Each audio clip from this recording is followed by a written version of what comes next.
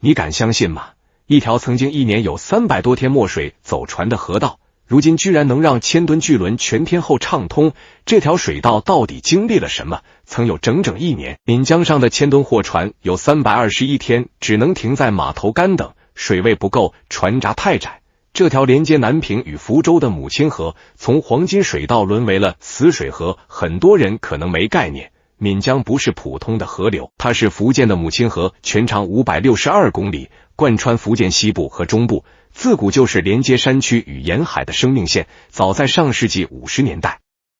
岷江航运就已经相当繁荣，南平、沙县、顺昌等地的竹木、矿产通过木船、机动船顺流而下，直达福州马尾港，再转运到全国各地，而沿海的食盐、布匹、工业品也靠着这条水道逆流而上，走进闽西北的深山村落。那时候的岷江，江面上舟楫往来不绝，码头边装卸货物的工人络绎不绝，光是南平港的年吞吐量就曾突破100万吨，是名副其实的黄金水道支撑起福建60%的物资运输量。但谁也没想到，这条承载着1000年航运史的水道会在短短几十年里陷入绝境。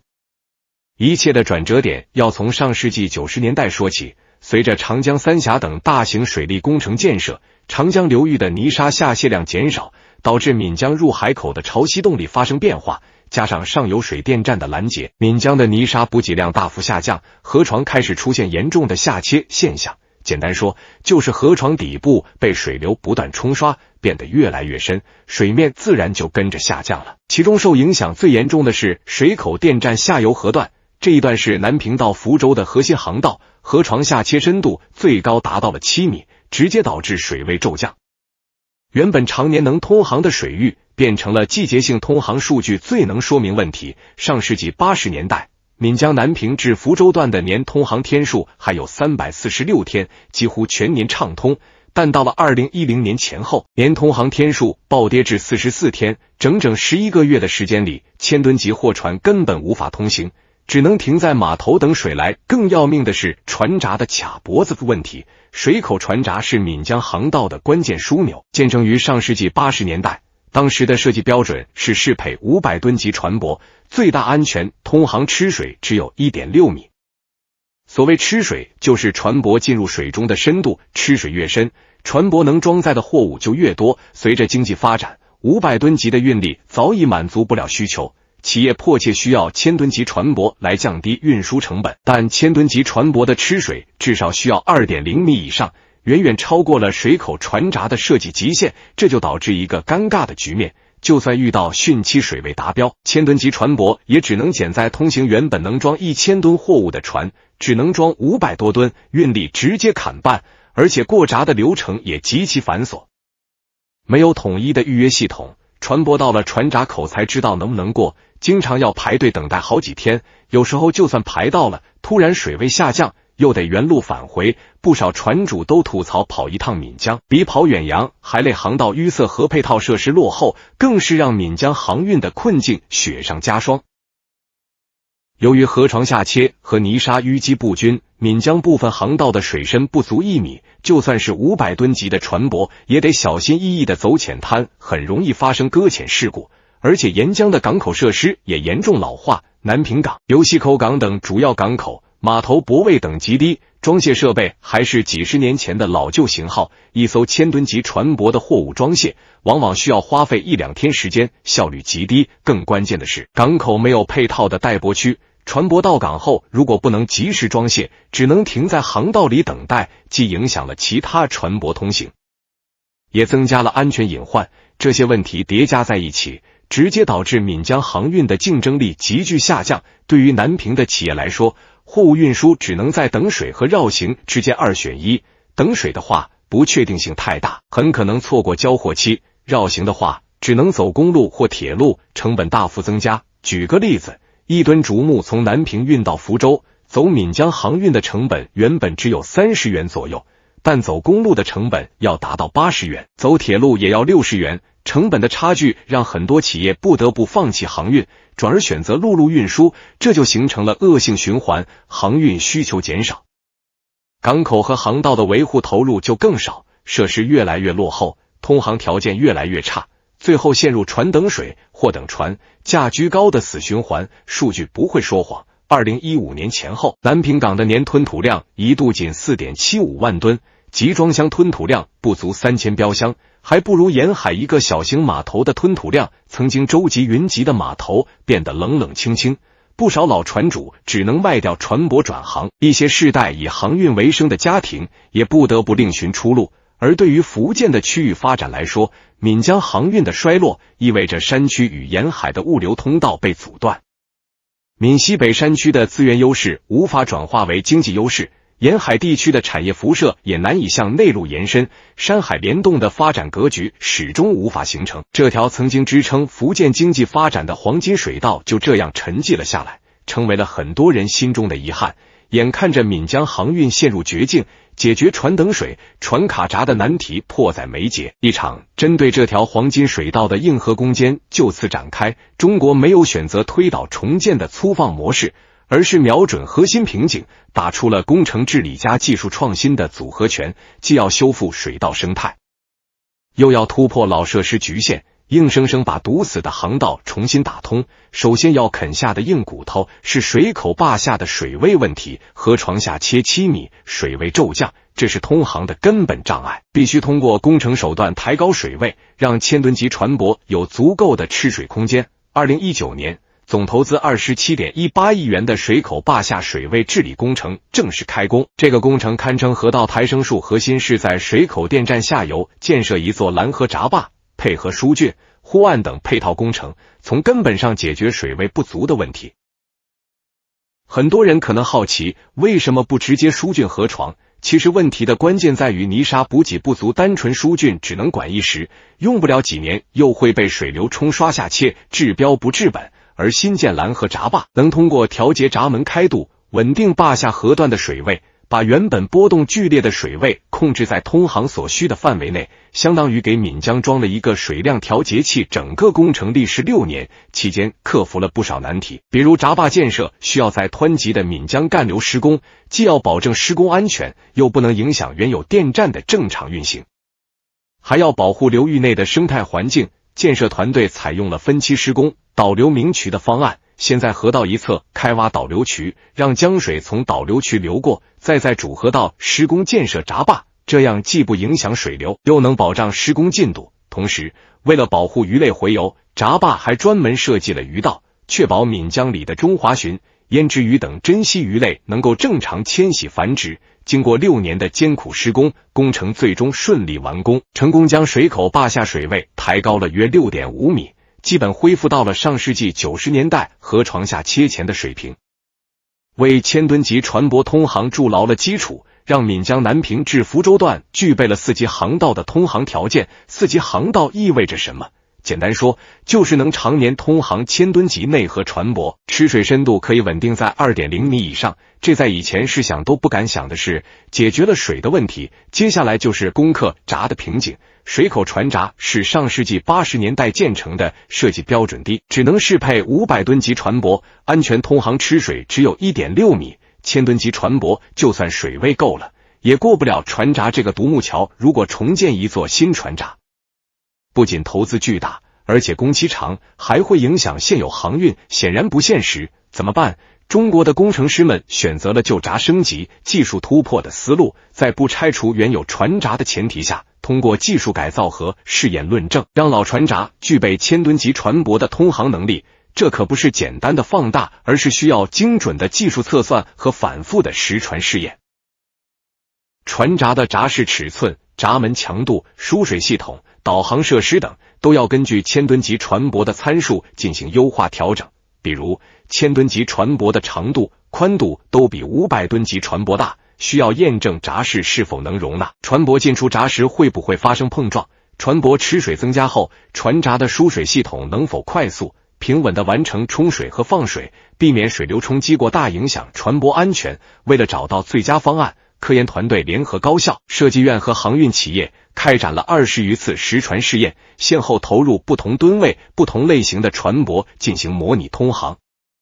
记录船舶的吃水深度、航行姿态、过闸时间等数据，再根据试验结果不断优化通航标准和操作流程。经过反复试验和论证，团队终于找到了关键突破口，通过优化船舶过闸的配载方案，限定船舶的最大吃水和通航速度，同时对船闸的导航墙、系船柱等设施进行加固改造，将水口船闸的安全通航吃水从 1.6 米提升到了 2.2 米。别小看这 0.6 米的提升，它意味着千吨级船舶可以满载通行，而不是像以前那样只能减载一半。而且为了确保安全，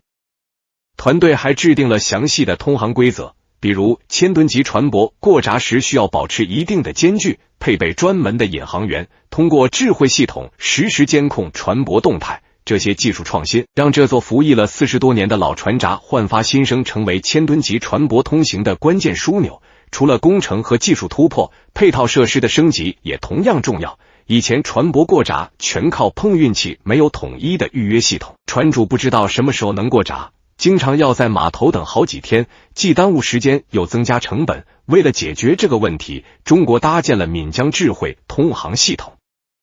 船舶可以通过手机 App 或电脑端在线预约过闸时间，系统会根据船闸运行情况和船舶优先级自动安排过闸顺序，船主还能实时查看过闸进度，提前做好准备。同时，在水口船闸上游建成了可容纳12艘千吨级船舶的待泊区，船舶到港后可以先在待泊区等候，不用再停在航道里堵塞交通，大大提升了通行效率。这些配套措施的效果立竿见影，船舶过闸等待时间从以前的数天缩短到了 1.5 小时，过闸效率提升了数十倍。而且智慧通航系统还能实时监测水位、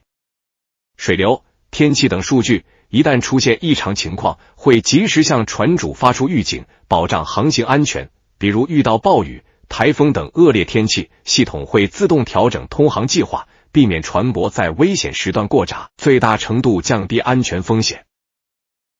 从抬高水位的工程治理，到升级船闸的技术突破，再到智慧系统的配套升级，中国用6年时间一步步破解了闽江航运的多重瓶颈。这场硬核攻坚没有大拆大建，而是因地制宜、精准施策，既解决了实际问题，又节约了投资，保护了生态，展现了强大的工程实力和创新智慧。正是这些努力，为千吨级船舶常态化通航扫清了所有障碍，让沉寂多年的闽江即将迎来重生的时刻。2025年12月18日，对闽江航运来说是一个注定被记住的日子。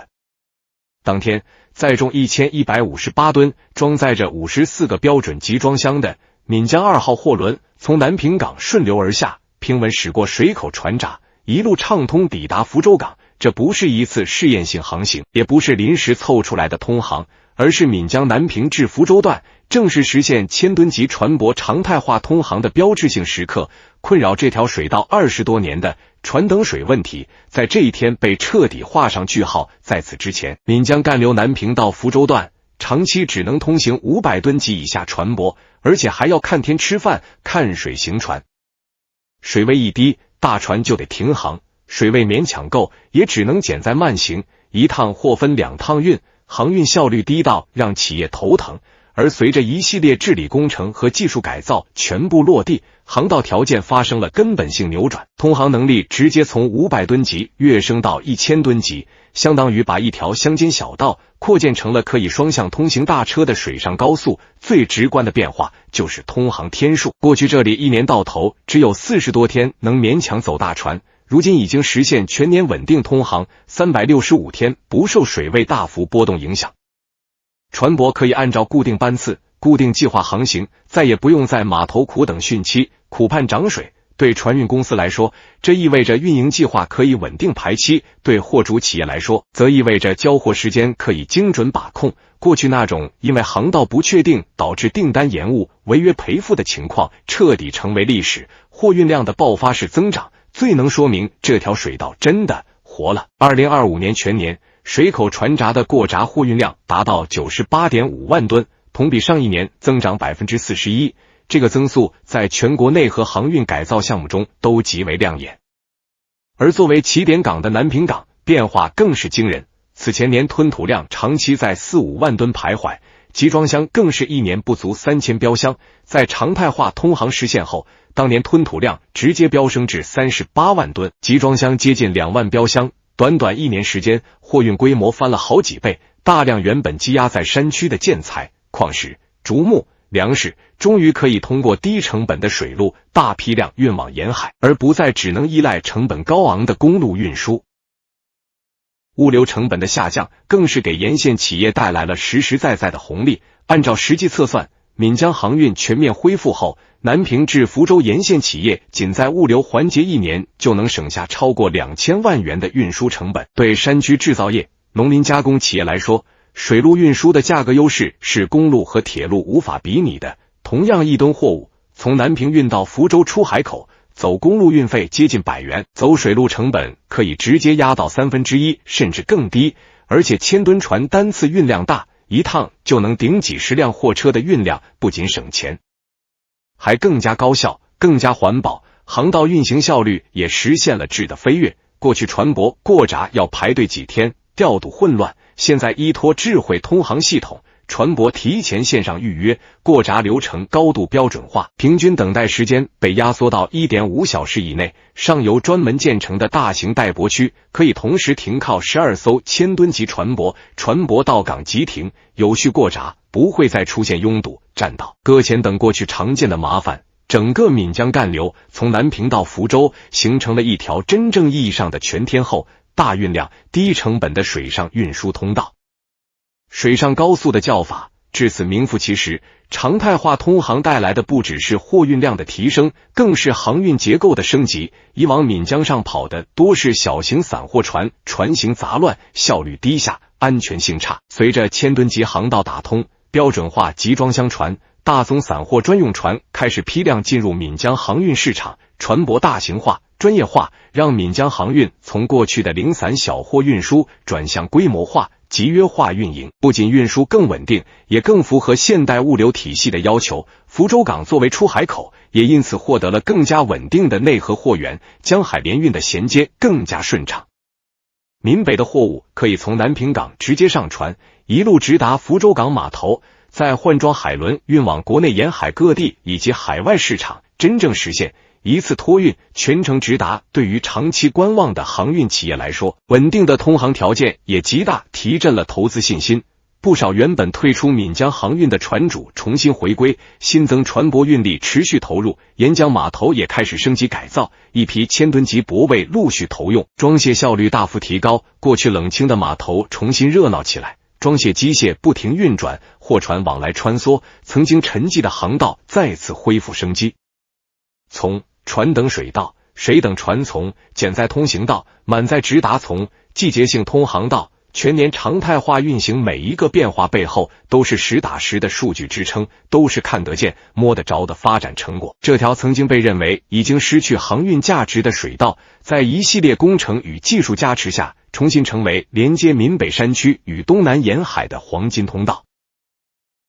1000吨级船舶常态化通航，不只是一个航运节点的打通，更是一条经济动脉的全面激活。它让闽江重新回到区域物流体系的核心位置，也让沉寂多年的内河航运重新展现出强大的生命力。而这一切成果并不是短暂的现象，而是长期稳定、可持续的运行状态，意味着闽江黄金水道真正迎来了属于它的新时代。闽江1000吨级水上高速的常态化通航带来的绝不仅仅是航运本身的复苏，更像是为福建区域发展打通了一条深埋地下多年的经济主动脉，让山海之间的要素流动真正顺畅起来，形成了以前难以实现的高效联动格局。过去几十年里，闽西北与福州沿海虽然地理相近，却因为航道梗阻，长期处在山货难出山、海货难进山的割裂状态。而随着这条黄金水道被彻底盘活，整个闽江流域的经济版图都在被悄悄重塑。南平以及闽北多地历来拥有极为丰富的农林资源、矿产资源和建材产能，竹木、茶叶、粮食、砂石、水泥等大宗物资产量巨大，是福建内陆重要的生产基地。但在航道不通的漫长岁月里，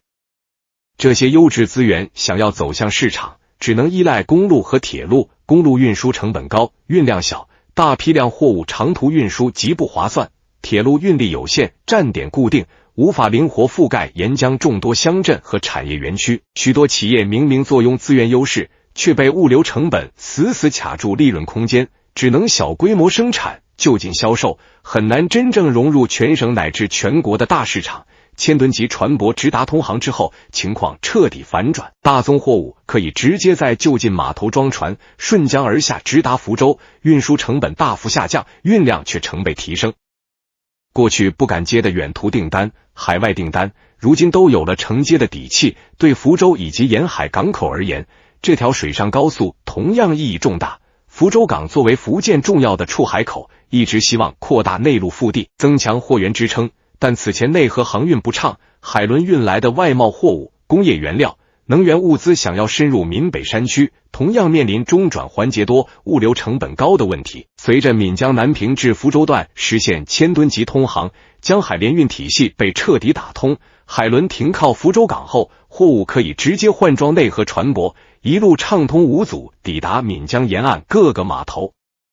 不必再层层转运。这不仅提升了福州港的辐射能力，让港口腹地从沿海延伸至闽西北山区，更让沿海的产业、资金、技术能够顺着水道顺畅流向内陆，带动山区产业升级，形成山海互补、协同发展的良性循环。在这条全新的水上高速带动下，闽江沿岸的港口、物流、加工制造等相关产业开始快速集聚，南平港、油溪口港、水口港等一批重点码头迎来升级改造热潮，千吨级泊位、现代化装卸设备、仓储物流园区相继投用，过去简陋落后的码头逐渐变成功能齐全的现代化物流节点。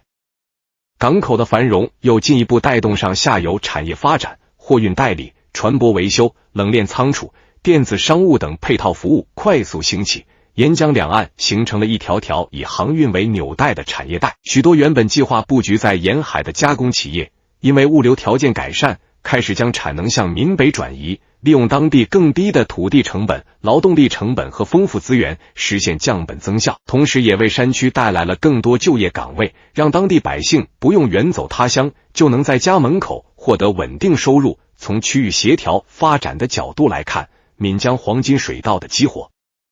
补齐了福建综合交通体系的一块重要短板。长期以来，福建交通以公路、铁路、航空为主，内河航运一直处于弱势地位，而水运具有大运量、低成本、低能耗、低污染的天然优势，尤其适合大宗物资长途运输。千吨级常态化通航后，闽江航运正式融入公、铁、水、海多式联运体系，货物可以根据需求灵活选择运输方式，实现全程高效衔接。这种复合型交通网络不仅提升了整个福建的物流效率，也让闽北山区更深更快地融入福州都市圈，融入沿海开放经济带，缩小山区与沿海的发展差距，让区域发展更加均衡、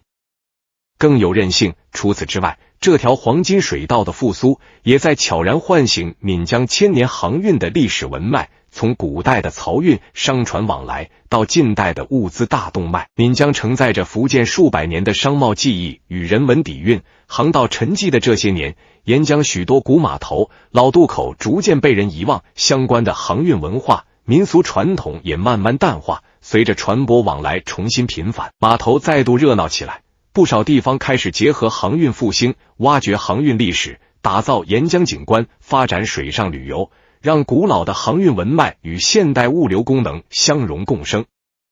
人们在享受水道带来经济红利的同时，也重新感受到母亲河的生机与活力，这条流动的文脉也随之重新活了过来。更值得关注的是，闽江水运复苏带来的是绿色可持续的发展模式。相比公路运输，内河航运单位货物能耗更低，碳排放更少，千吨级船舶一趟运输就能替代数十辆重型货车，不仅缓解陆路交通压力，还能有效减少尾气排放和道路损耗，契合绿色低碳的发展方向。在双碳目标下，这条水上高速不仅是经济通道，更是一条绿色运输通道，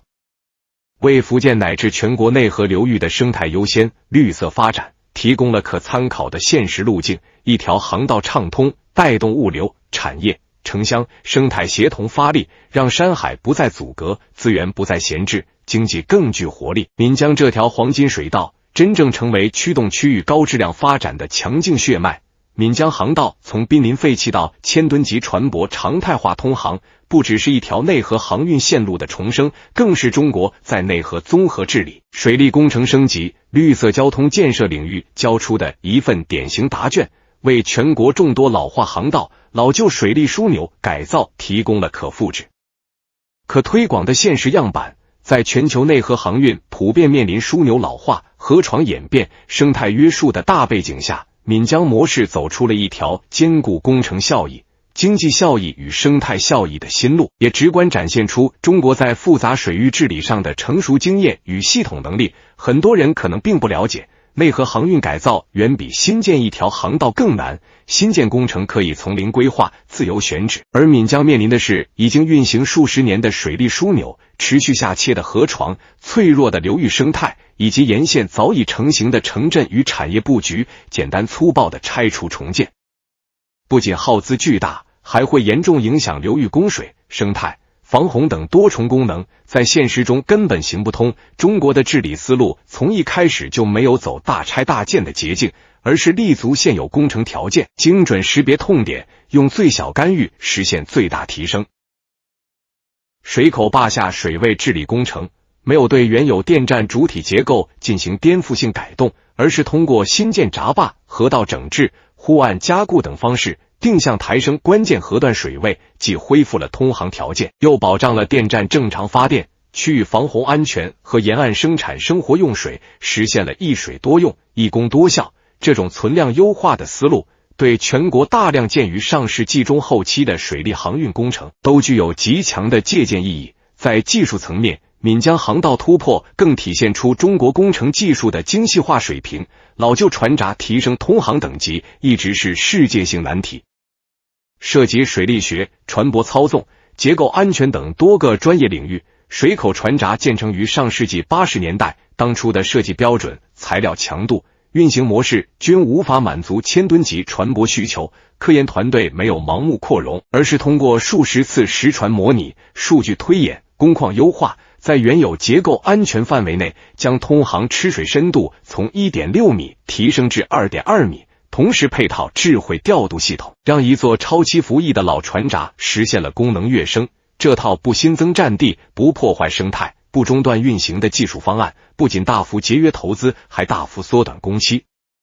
为类似工程提供了完整的技术路径。从内河航道整治到老旧枢纽功能再造，再到智慧航运系统搭建，闽江项目形成了一套完整的技术体系，成为中国内河高等级航道建设的重要技术储备。从国家交通战略布局来看，闽江黄金水道的激活，进一步完善了中国东南沿海综合交通网。中国幅员辽阔，内河航运历来是大宗物资运输的骨干方式，也是绿色低碳运输体系的关键一环。在双碳目标下，推动运输结构从公路转向水路，是降低物流成本、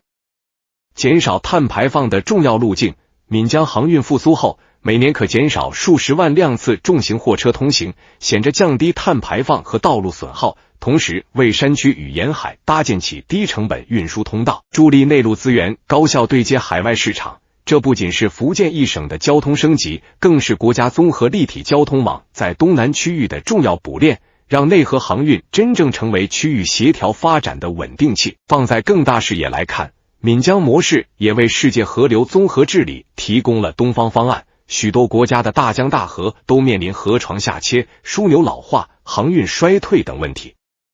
但往往受制于工程技术不足、统筹能力不够，难以实现系统性修复。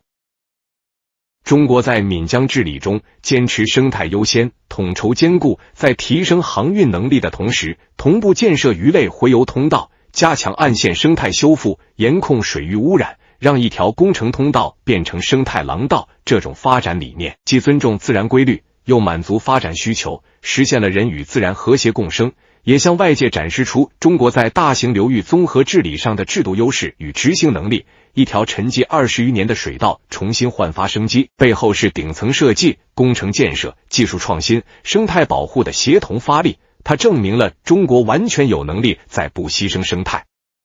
不过度投入的前提下，盘活存量基础设施，激活区域发展动能。闽江的重生不是终点，而是中国内河航运高质量发展的一个新起点。未来，随着更多流域借鉴这一模式，老旧航道将被陆续激活，内河航运将在现代物流体系中扮演更重要的角色。而这条贯穿山海的闽江水道也将继续承载货物，承载文脉，承载希望，在奔流不息中见证中国交通与经济发展不断向前。随着千吨级船舶在闽江南平至福州段实现常态化通航，一条水道的复苏正在持续撬动更深远的产业变革。区域联动与城市格局重塑，如果说前几年的工程攻坚解决的是通不通的问题，那么通航之后的这几年，真正显现的是这条黄金水道对经济社会发展长期而深刻的拉动效应。很多当初没有预料到的变化，正沿着闽江两岸次第发生，让这条母亲河真正成为流动的经济带、文化带与生态带。最先被激活的是沿江港口集群的规模化升级。在通航之前，南平港及其沿线码头大多功能单一，设施简陋，只能停靠小型船舶，装卸效率低下，更谈不上现代化物流服务。而随着千吨级航道稳定运行，南平港正式迈入内河重要港口行列，多个千吨级通用泊位、集装箱泊位与大件泊位相继建成投用，堆场面积、仓储容量、装卸设备全部按照现代港口标准配置。油溪口、水口、闽清等沿江节点港口也同步升级，形成一主多支、多点联动的港口群。过去货物从山区到码头需要多次短途转运，现在可以直接进场，直接上船，直达海口。物流链条被大幅压缩，港口的运营模式也从传统的装卸仓储向多式联运、跨境物流。供应链服务延伸，福州港与南平港实现口岸联动，部分外贸货物在内河码头即可完成前期查验，江海联运效率进一步提升，航运的复苏直接带动了船舶产业与航运服务业的急剧发展。通航初期，闽江上的船舶仍以老旧小船为主，千吨级标准化船舶数量有限。随着货运需求持续增长，一批新建的标准化集装箱船、干散货船、建材专用船陆续投入运营，船舶大型化、专业化、绿色化趋势明显，地方航运企业数量明显增加。不少原本专注于沿海运输的企业开始专门成立内河事业部，布局闽江航线，与之配套的船舶维修、燃料供应、货运代理、保险、法律咨询等服务业也在沿江城市快速落地。过去零散、小规模的航运业态逐渐走向规范化、集约化，航运就业岗位大幅增加，船员、调度、港口操作、物流管理等相关岗位需求持续上升。不少沿江村镇居民就近就业，昔日因航运衰退而冷清的码头集镇重新恢复了人气与活力。更深层次的变化发生在产业布局与区域经济结构上。闽北地区长期以农林、建材、矿产等初级产品为主，产业附加值不高。一个重要原因就是物流成本过高，难以承接沿海转移的制造业。而水上高速打通后，运输成本大幅下降，原材料运得进，成品运得出，闽北的产业承载力显着增强。一批竹木深加工、绿色食品、新型建材等企业扩大产能，将闽北资源优势转化为产品优势。同时，部分轻工制造、电子配件等劳动密集型产业也开始从沿海向闽北梯度转移，利用当地更低的要素成本与便捷的水运条件，拓展市场空间。产业的集聚又进一步推动沿江工业园区提质扩容，园区与港口之间建设专用通道，实现港产园一体化发展，形成港口带动物流、物流带动产业、产业繁荣城市的良性循环。对福州而言，闽江通航极大拓展了港口腹地与经济辐射范围。作为东南沿海重要枢纽城市，福州一直希望增强对闽西北、赣东等内陆地区的辐射能力。此前受制于交通成本，腹地市场难以深入，如今千吨级航道直达南平，福州港的内河货源稳步增长，集装箱江海联运班轮实现常态化开行，海铁联运、江海联运、水中转的多式联运体系更加完善。福州的商贸、金融、跨境电商等现代服务业也顺着水道向内陆延伸，带动闽北地区融入福州都市圈。山海协作从过去的政策引导变成实实在在的要素流动，沿海的资金、技术、人才与内陆的资源、劳动力、生态空间高效互补，区域发展差距在持续缩小，生态价值的持续释放，同样是这条黄金水道带来的重要红利。内河航运本身就是低碳环保的运输方式，相比公路运输，水运具有能耗低、污染小、占地少的优势。随着大量货物转向水路，岷江流域的重型货车流量明显下降，道路扬尘、尾气排放与交通拥堵得到有效缓解。在航道治理与运营过程中，生态保护始终被放在重要位置。河道清淤采用环保疏浚，沿岸实施生态护岸与绿化改造，鱼类洄游通道、湿地保护等工程持续完善，岷江水环境质量保持稳定向好。如今的岷江不仅是运输通道，更是一条生态廊道。沿江生态景观带逐步建成，亲水公园、绿道、航运文化节点串联呈现，在实现经济价值的同时，也为沿线居民提供了更优质的生态空间。航运复兴也唤醒了沉睡已久的岷江文化与旅游潜力。岷江自古以来就是福建商贸与文化交流的大动脉，沿江分布着大量古码头、古渡口、古村落与历史遗迹。随着水道畅通，水上旅游、邮轮观光、沿江休闲文旅等新业态逐步兴起，从福州到南平的水上观光航线陆续开通，游客可以乘船欣赏岷江峡谷风光，体验渔村生活，感受航运历史文化。地方文旅部门结合千年航运史，打造航运博物馆、码头文化广场、非遗体验点，让古老的岷江航运文化重新走进大众视野。曾经以运输为主的岷江，正在向运输加旅游加文化复合功能转变，成为福建文旅经济的新亮点。从更长周期来看，岷江黄金水道的全面激活，也为中国内河航运复兴提供了持续验证的现实样本。中国拥有众多类似岷江这样的河流，曾经承担重要航运功能，后因水利工程、河床变化、交通格局改变而衰退。